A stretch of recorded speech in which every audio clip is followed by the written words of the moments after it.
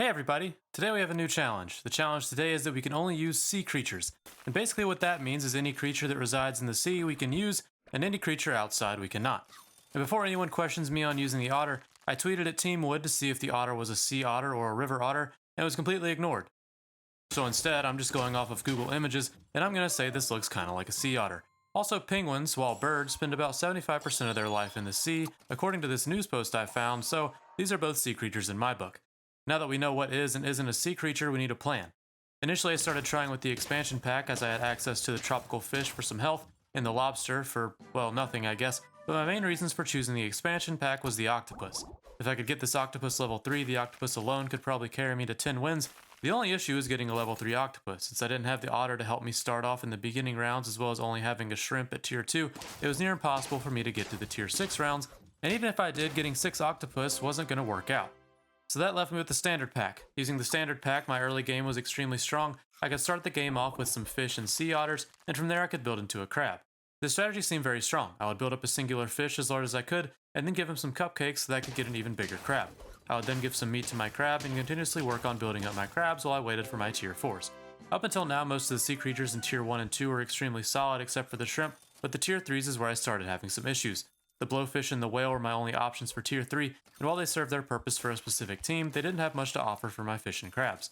Tier 4, however, was the moneymaker. Once unlocking tier 4, I was given the dolphin, who is hopefully going to snipe some scorpions, flies, or turkeys for me, and then the penguin. The penguin is going to be my only source of scaling after leveling up my otter all the way, so he was a necessity for my team as I would fall very behind without him. As for the tier 5 animals, there was the shark and the seal, and there is the crocodile, but I already made an executive decision on the otter, but I didn't want to push my luck saying it's a saltwater crocodile.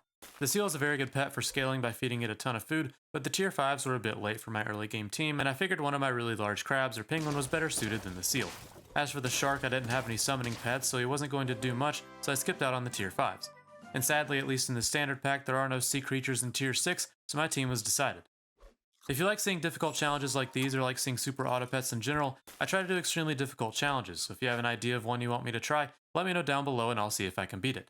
I'm also trying to speedrun every game ever made for the GameCube, so if either of these sound like your kind of content, consider subscribing so that I know to make more.